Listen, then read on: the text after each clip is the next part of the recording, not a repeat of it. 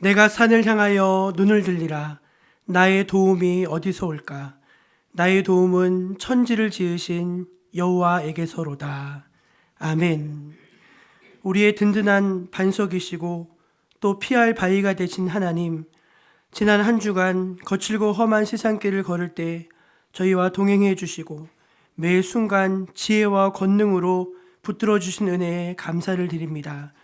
주의 백성들이 거룩한 성일 주님 앞에 모여 있습니다.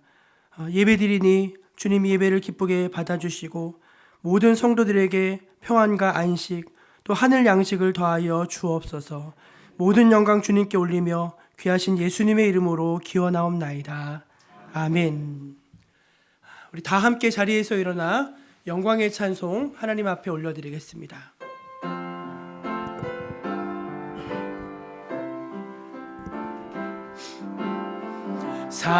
사랑하는 나의 아버지,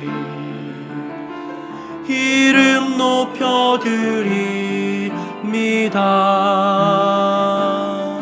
주의 나라 찬양 속에 임하시는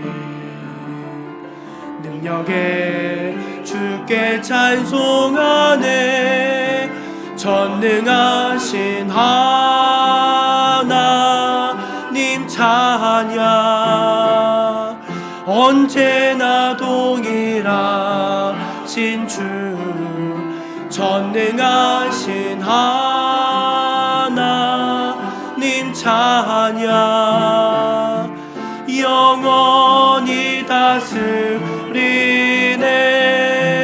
전능하신 하나님 찬양, 언제나 동일하신 주, 전능하신 하나님 찬양, 영원히 다스리네.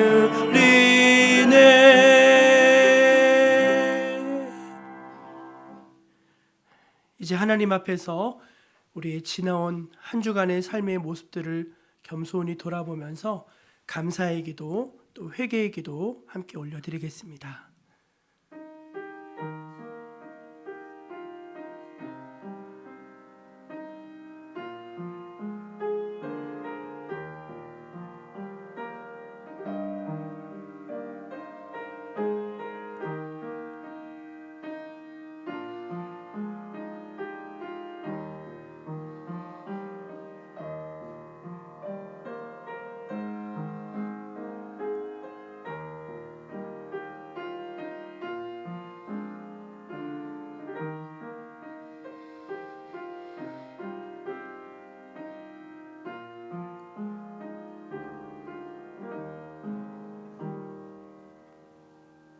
하나님의 은혜에 감사하는 자, 자신의 죄와 허물을 숨기지 않고 주님 앞에 드러내면서 죄의 사죄의 은총, 자비의 은총을 구하는 모든 사람들에게 우리 주님은 이렇게 말씀하십니다.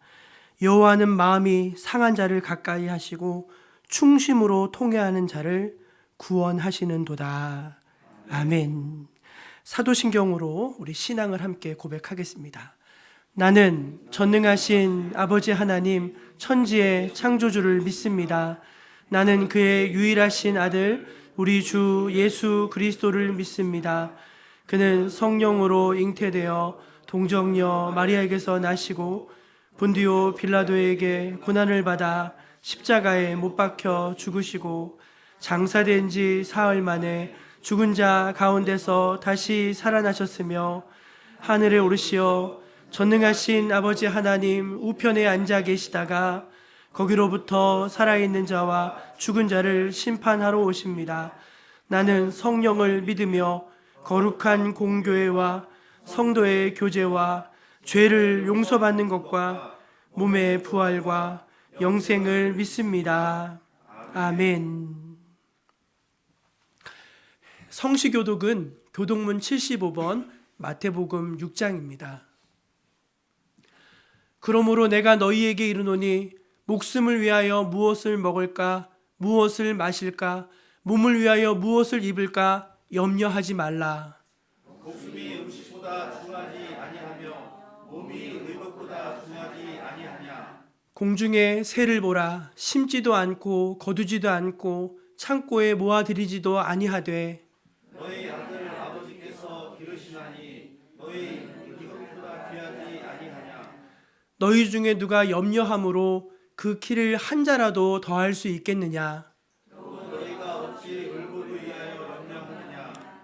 들의 백합화가 어떻게 자라는가 생각하여 보라. 수고도 아니하고 길쌈도 아니하느니라.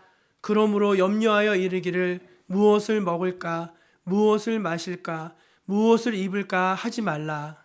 이는 다 이방인들이 구하는 것이라. 너희 하늘 아버지께서 이 모든 것이 너희에게 있어야 할 줄을 아시느니라. 그런즉 너희는 먼저 그의 나라와 그의 의를 구하라. 그러면 이 모든 것을 너희에게 더하시리라. 아멘. 자리에 앉아서 우리 304장 함께 찬송하겠습니다.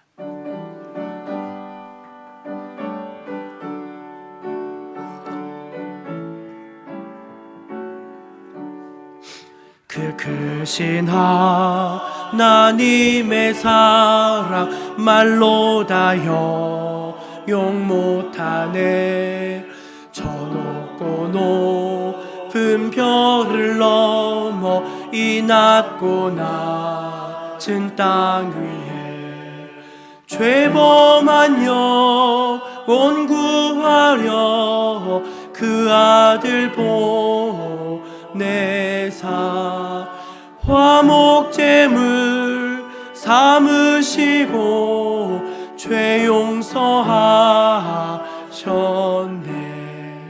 하나님 크신 사랑을 증량 다 못하네. 영원히 변치 않는 사랑 성도여 찬양하세. 괴로운 시절 지나가고 땅 위에 영화 쇠할 때 주 믿지 않던 영혼들을 큰 소리 외쳐 울어도 주 믿는 성도들에게 큰 사랑 베푸사 우리의 죄 사했으니 그 은혜 잊을까. 하나님 크신 사랑을 증량 다 못하네. 영원히 변치 않는 사랑 성도여 찬양하세. 하늘을 두루마리 삼고 바다를 머물 삼아도 한없는 하나님의 사랑 다 기록할 수 없겠네.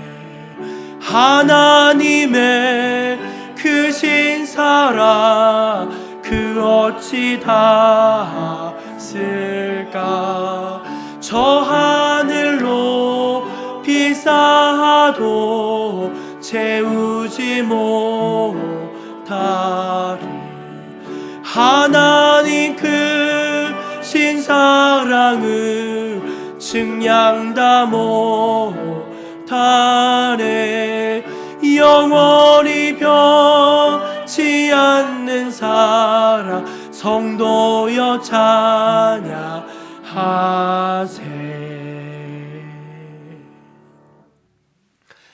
이 시간 예배를 위해서 조규선 집사님 기도해 주시겠습니다.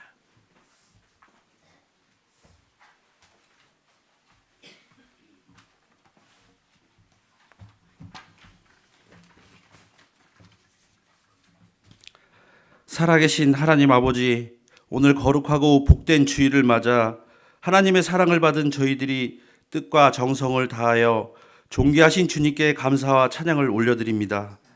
이 시간 예배드리는 저희들이 마음 중심이 하나님의 심판 앞에 두려움 없이 나아갈 수 있는 믿음을 가진 청결한 예배자가 되어 주님께서 기뻐 받으시기에 합당한 예배 되어지길 간절히 원합니다.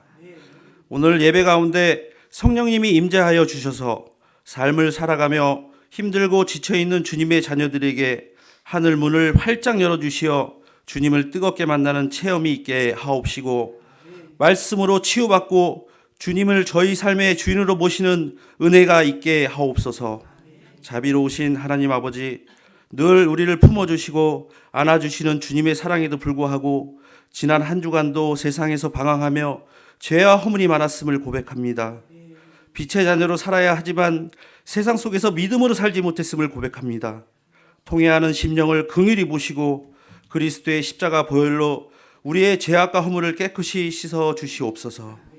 우리 교회의 머리가 되시는 하나님 아버지, 우리 교회가 참으로 하나님을 기쁘시게 하는 아름다운 교회로 거듭나기를 원합니다. 하나님의 뜻을 이루어가고 주님을 모르는 이웃에게 사랑을 나누며 지역사회를 잘 섬기는 참된 교회가 되게 하옵소서. 주님을 증거하는 복음의 일꾼들이 넘쳐나며 주님을 이하여 봉사하는 즐거워하는 헌신자들이 넘쳐나는 저희 정목교회가 되게 하여 주시옵소서.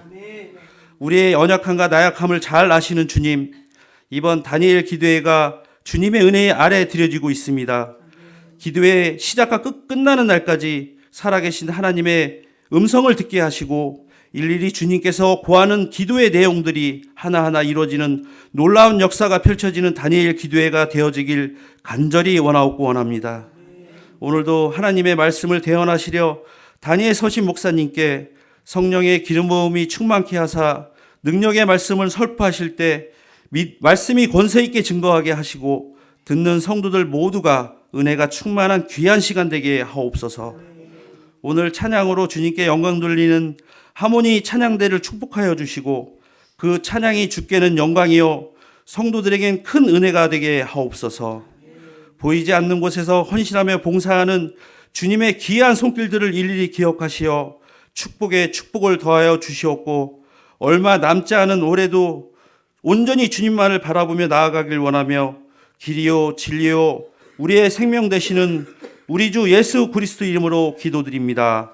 아멘.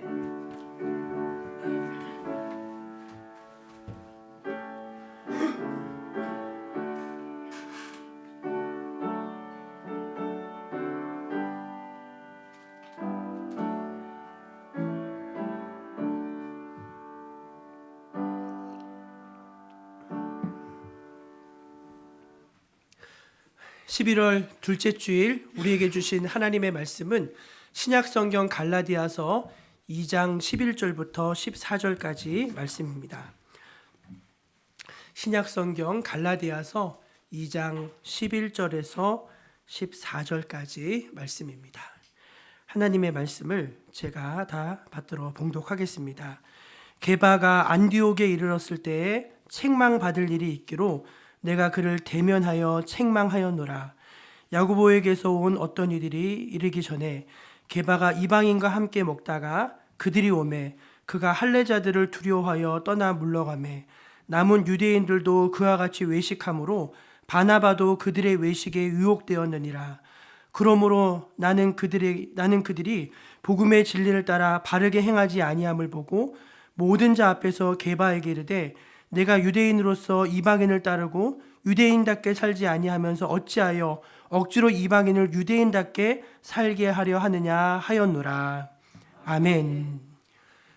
이 말씀은 오늘 우리에게 주신 귀한 은혜의 말씀입니다. 우리 교회 표호 한번 힘있게 외쳐볼까요? 한 걸음 더 주님께로, 한 영혼을 주님께로. 아멘.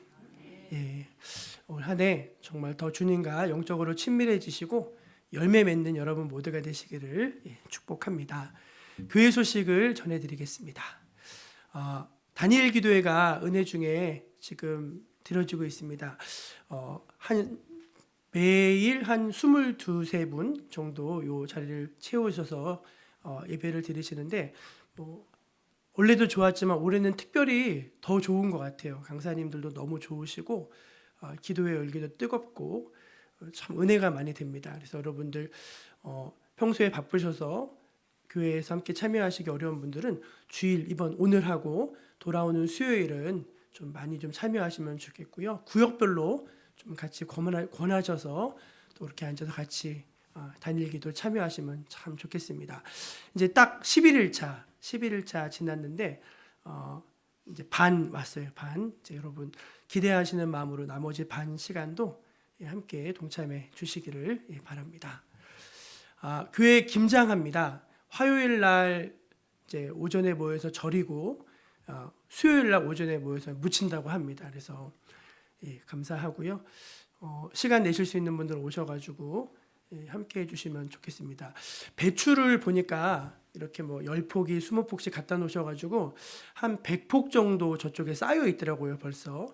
그래서 이제 혹시 이제 교회에 내실 수 있는데 차량이 없으신 분들은 유용훈 집사님께 전화 주시면은 유 집사님이 실어다가 이렇게 해주시니까 부담 갖지 마시고 또 이렇게 말씀해 주시면 되겠습니다.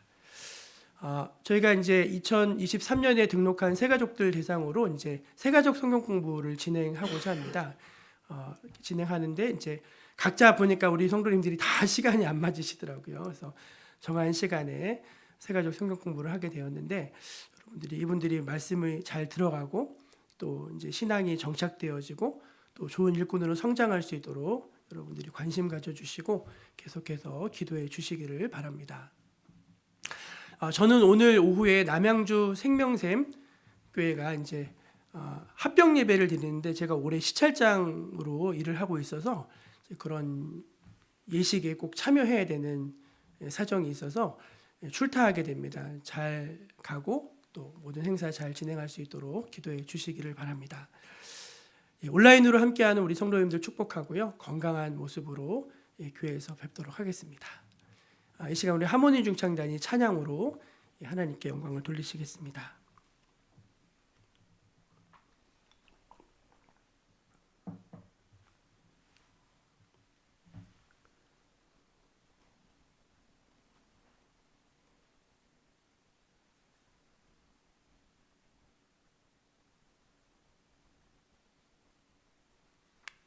조금 봐주시겠습니다.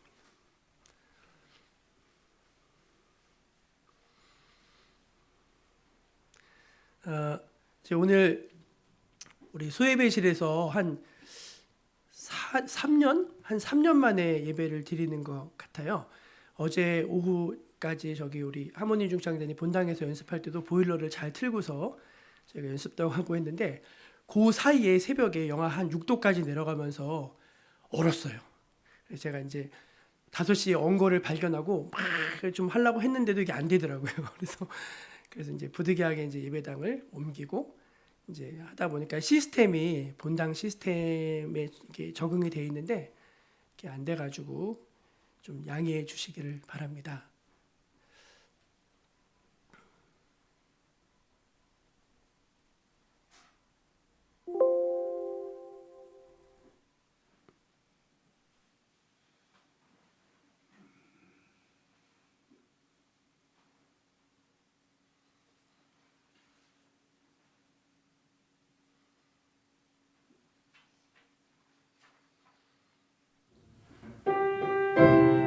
네, 알겠습니다.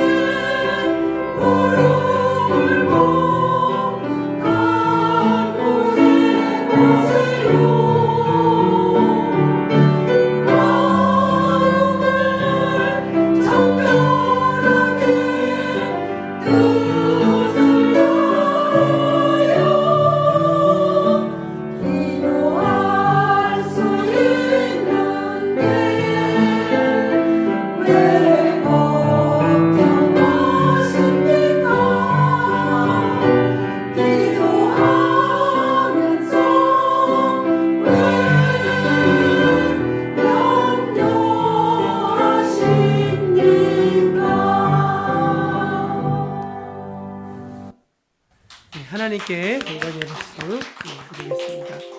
옆에 계신 분들에게 한번 반갑게 인사하고 말씀 들으면 좋겠습니다. 기도하면 참 좋습니다. 그렇게 인사하겠습니다. 기도하면은 참 좋습니다. 이제 에나 소로킨이라고 하는 이제 한 여성이 있는데, 이 여성은 뉴욕 그 상류 사회 사교계에서 아주 굉장히 핫한 사람으로 이제 그 이름을 아주 떨쳤던 사람입니다. 원래 태어난 건 러시아에서 태어났는데 이제 부모님이 독일로 이주를 해서 살았대요. 근데 이제 독일 말이 이게 원활하지 못해가지고 학창 생활에서 이제 또 많이 어려움을 겪었다고 합니다. 그러면서 이제 어떤 그런 화려한 세계에 대한 막연한 동경, 그리고 패션에 대한 과도한 집착, 이런 것들이 점점 커졌는데, 그 패션 관련된 공부를 하고서 이제 그 패션 관련된 회사에서 일을 한 거예요. 그러다가 이제 뉴욕으로 출장을 갔는데, 뉴욕이 너무 화려하고 너무 멋진 거예요. 그래서 이제 그 직장을 때려치고 뉴욕으로 이주를 해가지고 이제 거기서 에나 델비라고 하는 이제 가명으로 이제 여기서 이제 활동을 하기 시작했습니다. 자기를 이제 어떻게 꾸몄냐면은 이제 패션 감각이 있으니까 아주 명품으로 막 이렇게 다 한 다음에 아주 부유한 독일의 상속녀 이제 컨셉을 갖고서 이제 사람들을 만나고 다닌 거예요. 그래서 숙소는 어디냐면 5성급 호텔에서 이제 묵고 이제 그 매일 밤 파티를 하고 그 호텔 직원들에게 막 수백 불씩 팁을 주고 이제 결제할 때가 되면은 이제 갑자기 뭘 안 갖고 왔다 그러면서 이쪽에 또 결제를 시키고 뭐 어디 비행 갈 때도 이제 그 유명 인사랑 이렇게 사귀어가지고 그 사람 비행기로 막 다니고 그렇게 몇 년을 살았냐면은 한 5년 가까이 살았어요. 그래서 다 이제 그 사람이 엄청난 이제 아주 가쁜 줄 알았는데 나중에 보니까 아무것도 없는 거예요. 그래서 이제 그게 들통이 나가지고 이제 체포가 돼서 4년형을 받고서 이제 실형을 살았습니다. 사진 한번 보여주실래요? 이 사람이에요. 이 사람이 재판을 받는 과정인데 이렇게 씩 웃으면서 이제 사람이에요. 넘어가도 될 것 같습니다. 그래서 이제 넷플릭스라고 하는 그 영화 채널에서 이 에나의 이야기를 에나 만들기라고 하는 영화로 제작해가지고 이제 방영을 한다고 합니다. 여러분 이제 제가 좀 극단적인 얘기는 하지만 우리가 사는 이 삶의 주변을 돌아보면요, 우리가 굉장히 거짓이 만연한 그런 시대 속에 살고 있지 않은가, 그런 생각을 조심스럽게 해봤습니다. 우리가 이제 가짜 뉴스란 말을 요즘 귀에 닳도록 듣잖아요. 근데 여러분 옛날에는요 뉴스가 가짜라는 걸 생각할 수 있었을까요? 그 뉴스에서 나오는 말은 다 사실이잖아요, 그렇죠? 근데 이제 그 뉴스가 공신력 있는 뉴스라는 말에 앞에 가짜라는 말이 붙는 세상이 됐어요. 그러니까 우리가 뉴스를 들으면서도 저게 진짜일까를 의심해야 되는 이제 그런 시대 속에 살고 있다는 것입니다. 요즘은 이제 AI 기술이 발전을 하면서요, AI가 그 사람을 아주 똑같이 만들어요. 실제로 존재하지 않는 사람인데 너무나 더 사람 같은 사람을 만들어내가지고 그걸 기사로 만들어내고 막 이런 일들이 굉장히 많이 있고, 이제 좀 우리가 일상생활에 주의해야 될 것들이 있는데, 유튜브를 많이 보세요. 유튜브라는 건 사실은요 누구나 자기 맘대로 올릴 수 있는 거잖아요. 그러니까 그 안에 검증되지 않은 지식들, 정보들이 넘쳐나는데 거의 유튜브를 너무 사실처럼 믿고 계신 특별히 어르신들이 너무 많으세요. 그러면 안 되시고 그런 거를 우리가 가려보고 듣고 또 분별할 수 있어야 할 것입니다. 저는 요즘에 이제 동성애 우리가 이제 매일 단일 기도하면서 동성애를 위해서도 기도하잖아요. 근데 여러분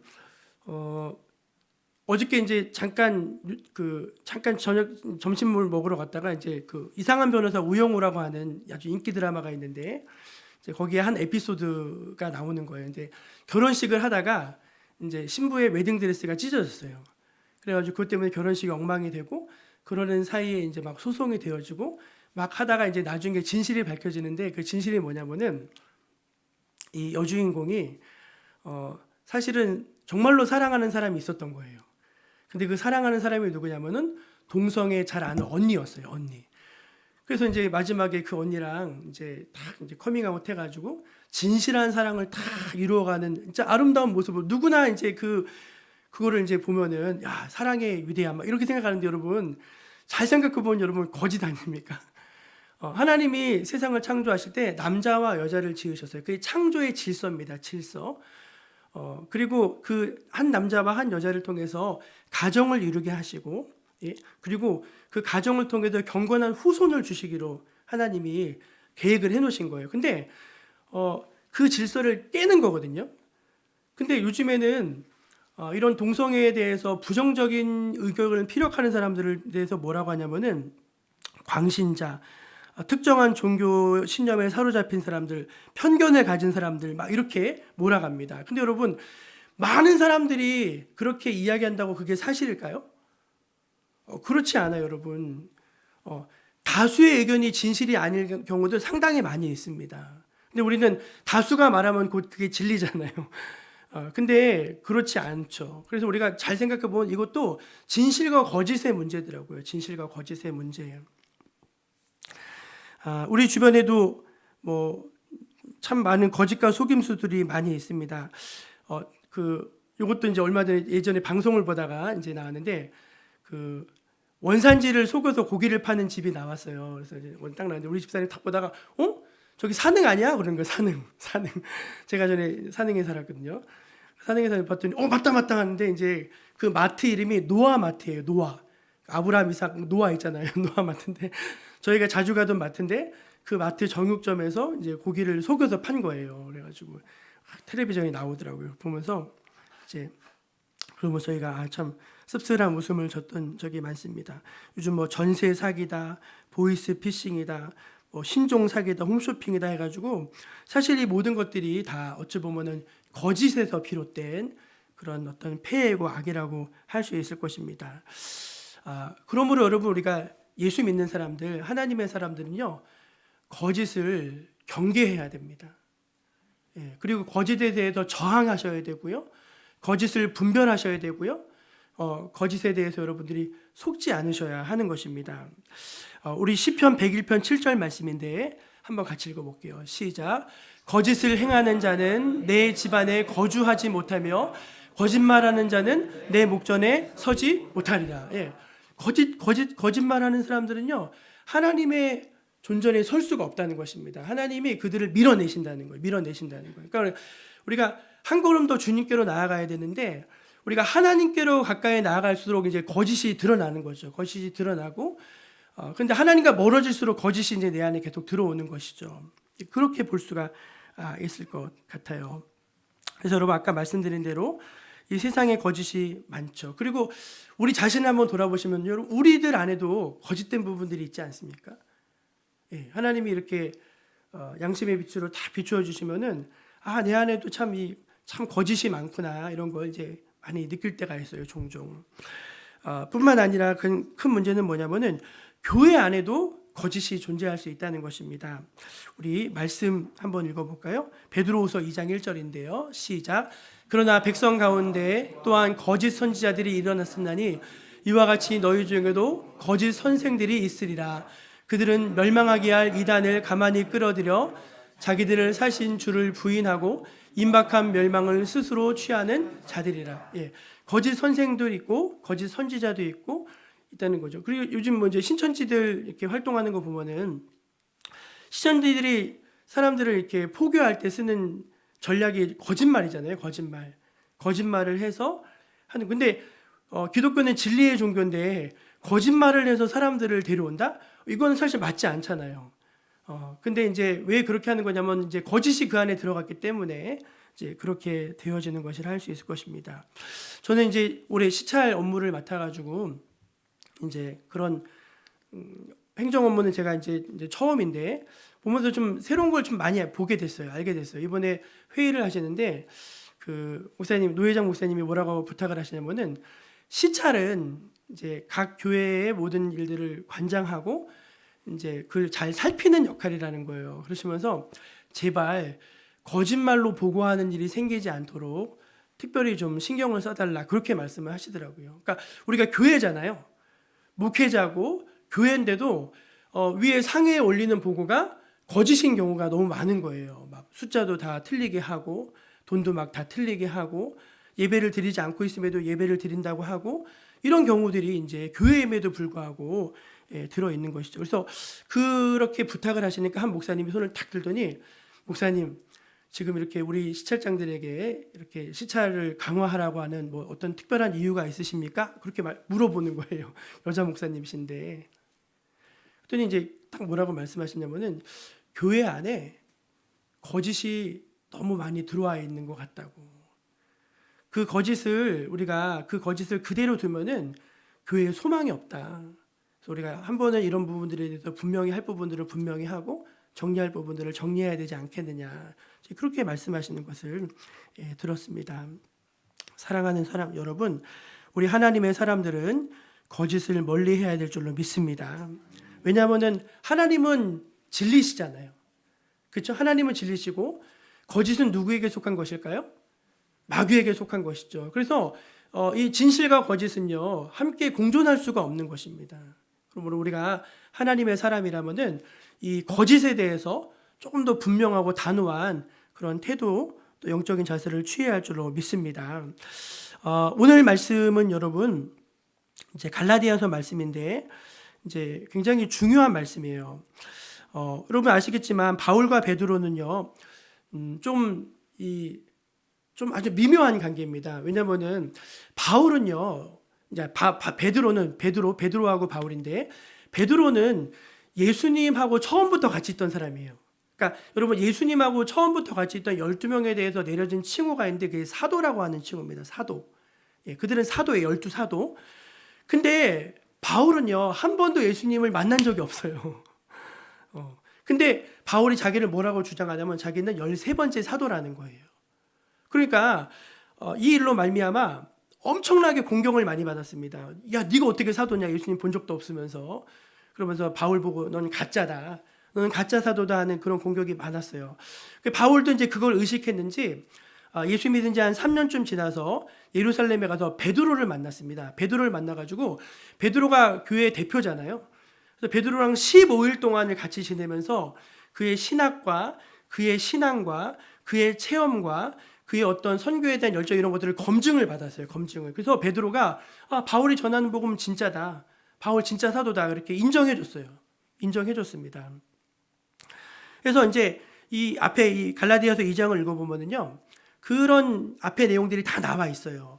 그런 다음에 14년이라는 세월이 지났습니다. 그런 다음에 14년. 그래서 이제 바울이 이제 바나바하고 디도라는 사람을 데리고서 예루살렘에 이제 한번 다시 올라갔어요. 그런데 그 디도가 이제 누구였냐면 디도는 헬라 사람이었습니다. 헬라 사람인데 바울이 이제 그 디도에 대해서 이렇게 말을 하고 있어요. 갈라디아서 2장 4절입니다. 갈라디아서 2장 4절이요. 한번 띄워주실래요? 시작. 이는 가만히 들어온 거짓 청지들 때문이라. 그들이 가만히 들어온 것은 그리스도 예수 안에서 우리가 가진 자유를 엿보고 우리를 종으로 삼고자 함이로되. 이 말이 무슨 말이냐면 디도를 예루살렘에 데려갔는데 자꾸 은근히 할례를 행하라고 압력을 넣는 거예요. 왜냐하면은 그 당시에 교회 안에 잘못된 사상이 퍼져 있는데 예수도 믿고 율법인 할례도 행해야 된다. 그거예요. 그러면 완전히 구원받을 수 있다. 이렇게 하는 거예요. 근데 여러분 그거는 거짓 복음입니다. 왜냐하면은 우리가 할례를 행하면은 예수님이 하신 일이 아무 의미가 없는 거예요. 예수님도 믿고 거기에 뭔가를 좀 보태가지고 할례를 행해야지만 구원받을 수 있다. 그러면 복음이 불완전하다는 거거든요. 이거는 복음을 부정하는 거거든요. 그러니까 그러면 안 되는 거예요. 그러면 안 되는 거거든요. 근데 이제 그렇게 주장하는 사람들이 교회에 너무 많으니까 이제 은근히 이 디도를 이제 할례를 행해야지 그리스도인이 되지 않겠느냐 이렇게 했는데 노 우리는 하지 않겠다 하면서 이제 아주 강하게 이제 안 하는 것입니다. 그러면서 이제 그들을 들으면서 가만히 들어온 거짓 형제들이라고 그렇게 말했어요. 왜냐하면 우리가 가진 자유를 다시 율법으로 묶어버리려고 하는 사람들이기 때문에 이제 그렇게 표현을 한 것입니다. 그러는 어간에 이제 오늘 사건이 벌어져요. 참 이건 너무나 충격적인 사건인데 이제 11절 말씀 한번 다시 읽어볼게요. 11절 시작. 게바가 안디옥에 이르렀을 때에 책망받을 일이 있기로 내가 그를 대면하여 책망하였노라. 여러분, 게바는 베드로를 말하는데 바울이 사실은요 베드로를 책망한다? 있을 수 없는 일입니다. 왜냐하면 지금 교회의 수장이 누구냐면 베드로거든요. 베드로는 너무 유명한 사람이에요. 근데 이제 그 면전에서 막 이제 베드로를 치는 것입니다. 베드로를 치는 거예요. 그래서 내가 그를 대면하여 책망하였노라. 이제 그렇게 말을 합니다. 왜 책망했죠? 베드로가 이방인들과 함께 식사를 하고 있었어요. 그 말은 뭐냐면요, 이게 죄가 아닙니다. 왜냐면은 바울이 뭐라고 했냐면은 내가 이방인을 구원하기 위해서는 이방인처럼 되는 것이고 내가 유대인을 구원하기 위해서는 유대인처럼 되어진다. 그렇게 말했거든요. 그러니까 사실 이거는 복음의 정신이에요. 내가 먹을 수도 있고 안 먹을 수도 있어요. 그건 나의 자유입니다. 먹는다고 구원 안 받고 그런 게 아니에요. 먹을 수 있어요. 얼마든지 먹을 수 있는데 갑자기 이제 베드로도 이방인과 먹다가 이제 정통 유대인들이 와가지고 이제 그 일에 대해서 뭔가 이렇게 자기가 책을 잡힐 것 같고 문제가 되어질 것 같고 뭔가 그러니까 거면 적어가지고 그 자리를 슬쩍 피한 거예요. 이해가 되시죠? 그 말이 뭐냐면은 떳떳하지 못했던 것입니다. 그러니까 다시 말해 바울의 이 마음 속에 거짓이 틈을 타서 싹 들어와 버린 거예요. 그러자 이제 그 모습을 보고서 이제 주변에 있는 사람들도 베드로도 저렇게 하는데 뭐 우리도 그럴 수 있지 하면서 그 베드로의 거짓에 같이 이제 미혹이 되기 시작한 것입니다. 그러니까 거짓이 베드로 한 사람에게서 끝난 게 아니라 사람들에게 퍼져 나간 것입니다. 퍼져 나간 것이에요. 그거를 딱 본 바울이 아주 면전에다 대고 아주 강하게 이제 큰 소리를 칩니다. 그게 14절이에요. 한번 읽어볼까요? 시작. 그러므로 나는 그들이 복음의 진리를 따라 바르게 행하지 아니함을 보고 모든 자 앞에서 게바에게 이르되 내가 유대인으로서 이방인을 따르고 유대인답게 살지 아니하면서 어찌하여 억지로 이방인을 유대인답게 살게 하려 하느냐 하였노라. 한마디로 뭐냐면 야, 너 왜 그러냐? 뭐가 부끄러워서 그러냐? 왜 위선을 하느냐? 그 면전에서 아주 따끔하게 이제 베드로를 꾸짖는 이제 그런 사건입니다. 여러분, 우리가 이 말씀을 이제 곰곰이 묵상할 때 오늘 이 설교의 주제가 거짓인데요. 우리가 거짓에 대해서 알아야 될 것이 있어요. 첫째는 세 가지 폐해입니다. 거짓에 세 가지 폐해가 있는데 첫째는 뭐냐면은 거짓은 믿음의 사람들을 무너뜨리는 사탄의 전략이라는 것입니다. 한번 저 따라해 보실래요? 거짓은 믿음의 사람들을 무너뜨리는 사탄의 전략입니다. 예, 여러분 잘 생각해 보세요, 여러분. 베드로가 어떤 사람입니까? 베드로야말로 여러분 정말 사도 중에 사도 아닙니까? 그리고 베드로는요 모든 교인들이 바라보고 있는 사람이에요. 그 사람은요 한마디로 말해서 우리 시대의 어떤 그냥 그리스도의 사표가 된 사람이에요. 그런 사람입니다. 그런데 그 베드로가 지금 거짓에 미혹되어져 가지고 지금 이제 그 공경에 처하게 된 거예요. 이 말은 뭐냐면 여러분 어떠한 사람도 거짓의 미혹에 자유할 수 없다는 겁니다. 우리가 조금만 틈을 주면요 거짓이 치고 들어와서 어떤 사람도 다 무너뜨릴 수가 있다는 거예요. 그러니까 여러분 이 거짓이라는 게 우리가 그냥 넘어갈 것이 아니라 사탄의 아주 핵심적인 전략이라는 사실을 여러분 잊지 마셔야 되는 것입니다. 두 번째 우리가 거짓의 폐해가 있는데요. 거짓은 반드시 드러나게 된다는 것입니다. 한번 따라해 보실래요? 거짓은 반드시 드러나게 됩니다.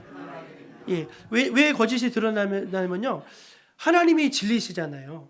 그래서 만약에 우리가 이 세상에서는 드러나지 않을 수도 있을 것 같아요. 제 생각에. 근데 하나님 앞에 딱 갔어요, 여러분. 그거 드러날까요, 안 드러날까요? 당연히 드러나죠. 우리가 그 사도행전 읽어보면 아나니아 삽비라 부부 이야기가 나오는데 그 아나니아 삽비라가 사실은 믿음의 사람이었거든요. 그래서 헌신해서 자기 재산을 팔아가지고 이제 하나님의 교회를 위해서 드리려고 했는데 거기에 이제 거짓의 미혹이 들어온 거예요. 그래서 이제 아무도 모르겠지 하면서 이제 탁 나왔는데 다 알았어요. 그러니까 여러분 단순히 이제 거짓이 드러난다가 이게 문제가 아니라 여러분 거짓이 드러나면 그 사람은 어떻게 되죠? 수치를 당하게 됩니다. 수치. 거짓의 결론은 수치와 멸망이에요. 수치와 멸망. 그러니까 아무리 거짓이 뭐 그럴싸해 보일지라도 반드시 언젠가는 드러날 수밖에 없고 그 결과는 수치라는 사실을 우리가 이 거짓의 속성에 대해서 알아야 하는 것입니다. 세 번째 이제 이 거짓의 폐해가 있는데 자신뿐 아니라 공동체를 오염시키고 공동체를 깨뜨린다는 것입니다.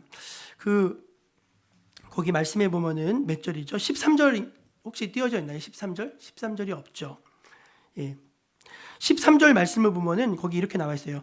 남은 유대인들도 그와 같이 외식함으로 바나바도 그들의 외식에 유혹되었느니라. 그러니까 베드로 한 사람이 거짓의 유혹에 넘어갔는데 그 베드로로 말미암아 다른 사람들도 같이 미혹이 되어져서 거기에 같이 넘어가기 시작했다는 거. 그건 뭐냐면은 어느 한 사람에게 거짓이 들어갔어요. 그 사람에게서 거짓이 끝나는 게 아니라 그 거짓이 이렇게 퍼져가고 이렇게 퍼져가고 이렇게 퍼져가서 나중에는요 뭐가 진실인지 뭐가 거짓인지 다 섞어버려요. 그래서 사람들이 아무것도 믿지 못하게 되는 이제 그런 결과로 나타나게 된다는 것입니다. 그러니까 여러분 이 거짓이라는 것의 배후에 확실히 사탄이 있는 것이 분명하지 않습니까? 아멘입니까? 아닙니까? 예, 이 거짓의 배후에는요 반드시 사탄이 있을 수밖에 없어요. 왜냐하면은 이게 너무 사탄적이잖아요. 하는 일들이. 그래서 여러분 이제 오늘 말씀으로 다시 돌아가 보면요, 우리 그리스도인들이 거짓에 대해서 어떤 태도를 취해야 되는지 간략하게 말씀을 드리고 싶어요. 첫째는 우리가 거짓에 대해서 틈을 주어서는 안 된다는 것입니다. 한번 저 따라해 보실래요? 거짓을 용납해선 안 됩니다. 거짓에 대해서 더 단호해져야 합니다. 아멘. 예. 참 이게 저는 너무 그래도 이 이야기 감동적인 건 뭐냐면은 바울이랑 베드로가 인간적으로 서로 교류가 있었어요. 그러니까 바울도 베드로한테 가가지고 내가 이런 사람이다 해서 베드로를 받았고 베드로도 이제 바울을 받고 서로 이런 사이가 있었어요. 그리고 두 사람은 적어도 한 17년 최소 17년 정도 서로 알던 사이입니다. 그리고 교계에 한 사람은 선교의 지도자고 한 사람은 교계의 지도자였어요. 그럼 여러분 만약에 바울이 베드로를 이렇게 공격을 했어요. 그럼 두 사람의 관계가 어떻게 됐을까요? 원수가 돼야죠. 원수. 그리고서 이제 막 서로 막 치열하게 서로를 비방하고 막 이런 흙탕물로 가야 되는데 여러분 놀랍게도요 그런 기록이 없어요. 베드로가 제 믿음으로는요 베드로가 그 책망을 받았더라고요. 그래서 베드로가 지도자인 것 같아요. 우리는 누가 나에 대해서 조금만 싫은 소리 해도 그거를 못 견디잖아요. 근데 베드로는요 자기에 대해서 사실이 아닌 이야기를 하는데도 그걸 받았어요. 베드로가 아니고 이제 자신에 대해서 그 공격하는데도 그걸 받더라고요.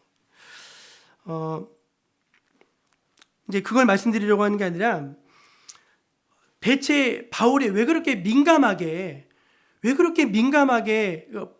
베드로라면 한 번쯤 넘어가 줄 수도 있는데 왜 그렇게 민감하게 그걸 굳이 그렇게 말을 해야 됐을까? 베드로가 넘어지면은요 교회가 다 넘어지는 것입니다. 잘 생각해 보세요, 여러분. 베드로가 넘어지면요 교회가 다 넘어지는 거예요. 그러니까 지금 베드로를 바로 세우지 않으면은요, 교회의 미래가 없는 것입니다. 여러분, 우리도 그래요. 바늘도둑이 소도둑 된다고 하지 않습니까? 처음에는요 작은 거짓으로 출발합니다. 요것쯤이야 할지 모르죠. 근데 그렇지 않더라고요. 걔가 점점 힘을 발휘하기 시작합니다. 그럼 여러분 거짓을 용인하지 마시고 거짓에 대해서 좀 더 분명하고 단호한 모습을 취하시는 여러분 모두가 되시기를 축원합니다. 두 번째는 우리는 거짓을 분별하고 거짓에 대해서 저항할 줄 알아야 합니다. 우리 11절 에베소서 5장 11절 말씀 한번 같이 읽어볼게요. 시작. 너희는 열매 없는 어둠의 일에 참여하지 말고 도리어 책망하라.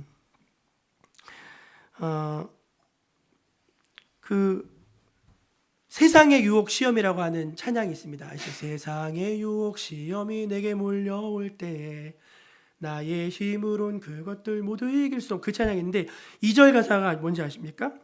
거짓과 속임수로 가득 찬 세상에서 어디로 갈지 몰라 머뭇거리고 있네. 공중의 권세 잡은 자 지금도 우리들을 실패와 절망으로 넘어뜨리려 하네. 이 가사예요. 그러니까 어둠의 권세자들이 우리를 실패와 절망으로 넘어뜨리게 하기 위해서 거짓을 풀어놓는 것입니다. 그러므로 여러분, 우리가 거짓을 분별할 수 있으셔야 돼요. 여러분, 거짓을 분별할 수 있습니다. 어떻게 분별하냐고요? 기도함으로 깨어있는 사람들은 거짓을 분별할 수 있습니다. 사랑하는 여러분, 속지 마시기를 바랍니다. 거짓을 분별하고 거짓에 저항하고 거짓과 싸울 수 있는 여러분 되시기를 주의 이름으로 축원합니다. 마지막 세 번째는 우리는 진실을 말해야 한다는 것입니다. 한번 저 따라해 보실래요? 진실을 말해야 됩니다. 첫째는 거짓에 대해서 단호해져야 되고 틈을 줘서는 안 되고, 두 번째는 거짓을 분별하고 거기에 대해서 싸우고 저항할 수 있어야 되고, 세 번째는 진실을 말해야 된다는 것입니다. 여러분, 오늘 설교의 제목이 너무 좋지 않습니까? 아니, 설교의 제목이 안 좋으세요? 좀 좋다고 말 좀 해보세요. 이제 청년들이 아마 이제 제가 청년부 설교를 해서 이 제목으로 딱 설교를 했으면은 시작하자마자 애들이 빵 터졌을 거예요. 왜 터진지 여러분 모르시죠? 이 진실의 방으로라는 말이 되게 유명한 말입니다. 우리나라에서 현재 제일 유명한 영화가 이제 범죄도시라고 하는 영화예요. 범죄도시. 범죄도시에 보면 주인공 마석도 형사가 이제 아주 우람한 근육을 갖고 이제 악인들을 막 이렇게 막 통쾌하게 감옥에 넣는 이런 내용인데, 이제 여러분, 악인들이 항상 거짓을 말하죠. 악인들이 막 거짓을 말해요. 그러면은 야, 진실의 방으로 그래요. 진실의 방으로. 그럼 진실의 방이 딱 열립니다. 그러면 이제 CCTV를 꺼요. CCTV를 끄고 이제 막 반 죽도록 이제 막 이렇게 해가지고 하면서 이제 막 진실을 말하는 것이죠. 근데 여러분, 하나님은요, 우리에게 진실을 그렇게 강요하지 않으십니다. 여러분, 예수 그리스도가 그 마음속에 계시고 성령님의 인도하심을 받는 사람들에게는요, 거짓은 사라지고 진실이 나오게 됨을 믿으시기를 바랍니다. 여러분, 어둠은요, 빛을 이길 수가 없어요. 아무리 거짓이 이렇게 막 활동을 한다고 해도요, 거짓이 갑자기 진실이 딱 나타나는 순간 힘을 잃어버려요. 왜냐하면은 거짓은 아무리 애를 써도 절대로 진실을 이길 수가 없다니까요. 그래서 그 진실 앞에 거짓이 힘을 잃고 이제 패배하게 되는 것이죠. 사랑하는 여러분, 말씀을 닫겠습니다. 제가 이 설교를 준비하게 된 이유는 이제 그런 거였어요. 회의석상에서 나온 한마디. 왜 목사님들이 정직하지 않습니까? 왜 교회들이 바르게 보고하지 않습니까? 그 말씀을 하시는데 되게 찔리더라고요. 생각해 보니까 저가 거짓이 있더라고요. 내 안에 거짓이 있더라고요. 그래서 제가 이제 12월부터 이제 실습을 나가거든요. 사회복지 실습 160시간 나가야 되는데, 이제 우리 잘하는 목사님께 부탁했더니 내가 그냥 다 이렇게 슉슉슉슉 해줄게 그러시는 거예요. 그래서 고맙습니다 했는데 그러면 안 되겠더라고요. 그러면 안 되겠더라고요. 그래서 좀 힘들어도 좀 더 오래 하더라도 그 160시간을 지금 다 채워야 되겠다, 그런 생각을 하게 됐습니다. 사랑하는 여러분, 저 여러분은 빛의 사람들입니다. 주 예수의 밝은 빛이 저 여러분 안에 있습니다. 그 빛을 꺼내서 세상에 비출 수 있는 우리 모두가 될 수 있기를 간절히 소망합니다. 기도하겠습니다. 하나님 아버지, 감사합니다. 이 세상에 참 거짓이 너무나 많습니다. 그 거짓된 세상 속에 살면서 무엇이 진실이고 무엇이 거짓인지도 알지 못하고 그냥 그 안에서 혼탁해져 버린 우리의 모습들, 우리의 그 영혼들, 또 이 땅의 교회들의 모습을 바라다 보면서 너무 가슴이 아픕니다. 주님, 저희가 하나님 앞에서 진실해지게 하여 주시옵소서. 그리고 그 진실의 힘으로 거짓을 물리치고 하나님의 영광을 드러내는 주의 백성들로 살게 하여 주옵소서. 예수님의 이름으로 기도합니다. 아멘. 찬송 421장을 부르시면서 하나님 앞에 준비한 예물을 올려드리겠습니다.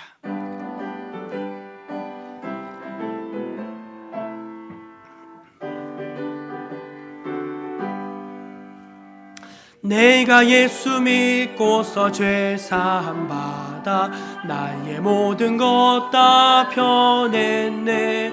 지금 내가 가는 길 천국길이요 주의 피로 내 죄가 씻겼네.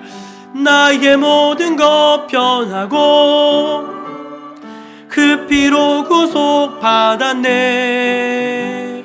하나님은 나의 구원 되시오니 내게 정죄함 없겠네. 주님 밝은 빛 되사 어둠에 치니 나의 모든 것 다 편했네. 지금 내가 주 앞에 온전케 됨은 주의 공로를 의지함일세. 나의 모든 것 편하고 그 피로 구속 받았네. 하나님은 나의 구원 되시오니 내게 정죄함 없겠네.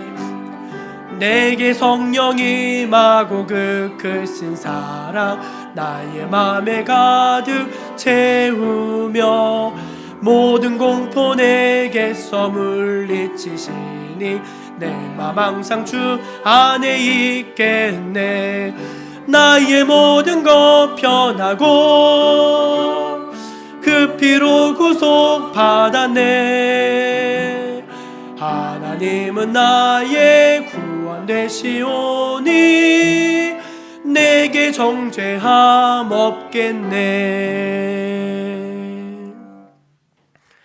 하나님의 은혜에 감사드립니다.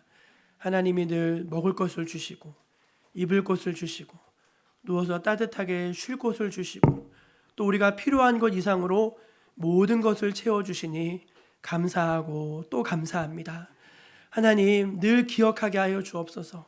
하나님께서 우리에게 얼마나 많은 것들을 주셨는지 잊어버리지 않게 하여 주시옵소서. 그리하여서 우리 마음과 입술에 늘 하나님을 향한 진실한 감사가 넘쳐나게 하여 주시고 하나님 부족한 중에서도 하나님을 찬양하고 또 믿음으로 주님을 높일 수 있는 저희들 모두가 되게 하여 주옵소서. 하나님 성도들의 가정에 물질적인 어려움이 있다면은 하나님께서 은혜를 주시고 도와주시기를 간절히 기도드립니다. 하나님 그러나 그 어둠의 터널을 잘 빠져나와서 믿음으로 승리할 수 있게 하여 주시고 마침내 우리를 새롭게 하시는 하나님의 은혜를 간증하고 찬송할 수 있게 하여 주옵소서. 오랜 시간 눈물을 흘리면서 기도하는 성도들의 애절한 기도가 있습니다. 하나님 찾아가 주셔서 위로하여 주시고 그 손을 붙잡아 주시고 따뜻하게 안아 주시옵소서. 하나님 우리 정목교회가 작은 교회지만 그러나 늘 진리 위에 바로 서서 우리가 온전한 믿음으로 주님께 영광 돌리는 교회가 되게 하여 주시고 어두운 세상을 작게나마 비출 수 있는 진리의 등불 되어질 수 있도록 축복하여 주시옵소서. 하나님 늘 우리 정목교회를 사랑하시고 우리 성도님들을 사랑하여 주시니 감사합니다.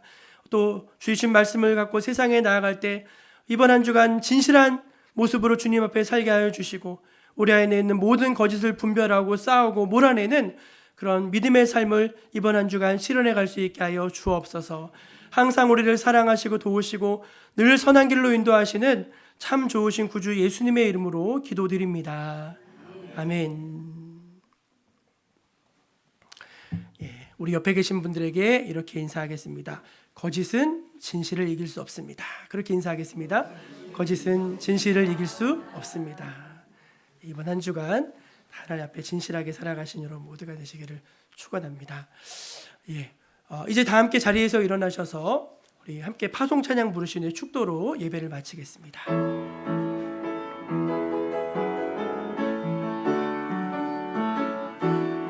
난 예수가 좋다오 좋다오 나 예수가 좋다오 주를 사랑한다던 베드로 고백처럼 나 예수를 사랑한다오 형제 자매여 참된 행복을 찾거든 예수님을 만나보세요. 그분으로 인하여 참 평안을 얻으며 나와 같이 고백할 거요. 나 예수가 좋다오, 좋다오. 나 예수가 좋다오. 주를 사랑한다던 베드로 고백처럼 나 예수를 사랑한다오. 가서 제자 삼으라. 세상 많은 사람들을, 세상 모든 영혼이 내게 달렸나니 가서 제자 삼으라. 나의 길을 가르치라. 내가 너희와 항상 함께 하리라. 주 예수 그리스도의 은혜와 하나님 아버지의 크신 사랑과 성령님의 위로하심이 사랑하시는 주님의 백성들 머리 위에 지금부터 영원까지 함께해 주시기를 간절히 축원하옵나이다. 아멘.